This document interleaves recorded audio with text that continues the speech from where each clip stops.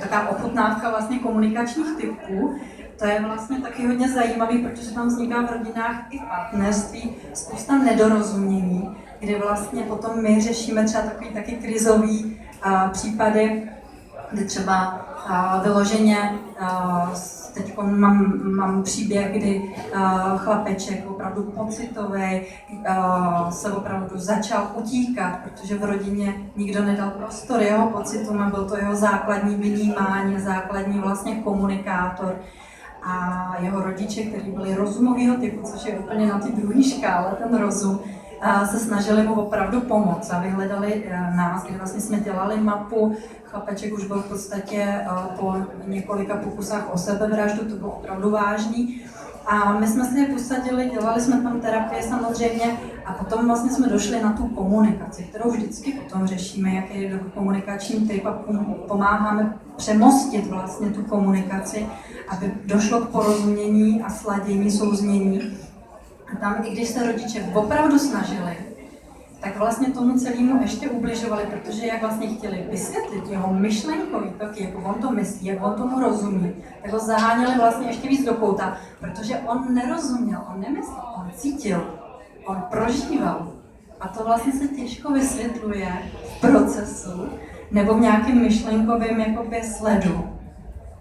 Tam vlastně tím rozumovým způsobem to pocitové dítě vlastně neustále cítilo to jako útoky a samozřejmě na to odpovídalo jako na útoky. Tak v tom případě útěkem až potom z toho života. Jinak my teda budeme komunikační typy mít shodou okolností za 14 dní vlastně tady v Bratislavě seminář, na který je možný se zúčastnit. Je to dvoudenní opravdu seminář s workshopama, takže opravdu sebezkušenostníma částma.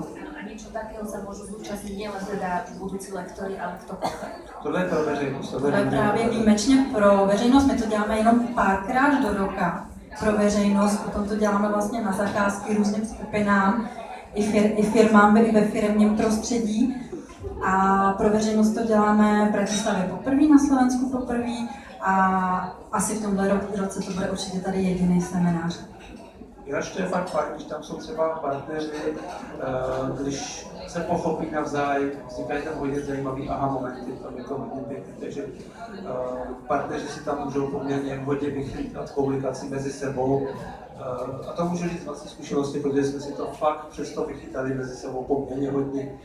Takový příklad, kdy vlastně můžete být dva stejný komunikační typy a řekli byste se, jo, jsme stejný komunikační typ, perfektně se k sobě hodíme, no jo, ale když ho nepochopíte, tak oba dva komunikační typy stejného druhu jdou opět proti sobě. Jo, třeba obrazový s obrazovým vám boří navzájem si obrazy, pokud to nepochopíte. Takže musí pochopit, že jeden staví obraz a má obraz, tak já mu ho nemůžu zbořit. Já musím říct, hele, ukaž mi svůj obraz, já ti ukážu svůj a pojďme dát společně, jo? No, těchto komunikačních typů možná řeknu ten případ, jenom pro tu ilustraci toho, kde je maminka, má doma ty různý komunikační typy dětí teda. Takže je maminka, má dva děti, jeden je obrazový, jeden je rozumový. Obrazový vnímá obrazek. Takže ve chvíli, kdy ona oznámí, že za týden se pojede do zoo, tak vlastně to obrazové dítě má hned obraz toho zoo. Už tam vidíte opice, už tam vidí, že líže zmrzlinu nebo lízátko, že svítí sluníčko. Udělá si prostě svůj obraz o té situace, protože jinou informaci nemá od rodiče. Má informace, že za týden se pojede do zoo, takže si vytvoří svůj obraz. Rozumový dítě je úplně v klidu, to si čeká na tu sobotu, protože ví, že tam je ten proces, rozumový proces, čili ví, že tam ještě pondělí, úterý, středa, čtvrtek, pátek a v sobotu ještě něco bude, než vlastně do té zoo přijede a pak teprve uvidí, co tam vlastně uvidí. To je všechno v pořádku, tady vlastně není žádný konflikt. Problém je, když v sobotu ráno prší. Což znamená, že vlastně maminka stojí před otázkou sdělit dětem, že prostě se do zoo nepojede, že si vymyslí něco jiného. Ve chvíli, kdy vlastně dětem řekne, že do zoo nebude, tak co se děje? Obrazový dítě se hroutí, má hysterii, protože se zbořil celý obraz. A ten celý obraz je v tu chvíli celý jeho svět, protože on už to týden žije, on už týden je v zoo, už týden tam vlastně mezi těma zvířátkami. Takže v tu chvíli je hysterie, že co, že se celá sobota se zhroutila v tu chvíli. Když to rozumově je pořád v klidu, on totiž ještě snídá, ještě si půjde vyčistit zuby, ještě se pojede autem, to je ten proces vlastně, takže ono je docela v klidu. To je ten čas, kdy vlastně ten rozumový si vyčká a doptá se na detaily nebo na tu změnu. A co maminko, co teda budeme dělat? Jo? Nebo co bude? Nechává si ten čas.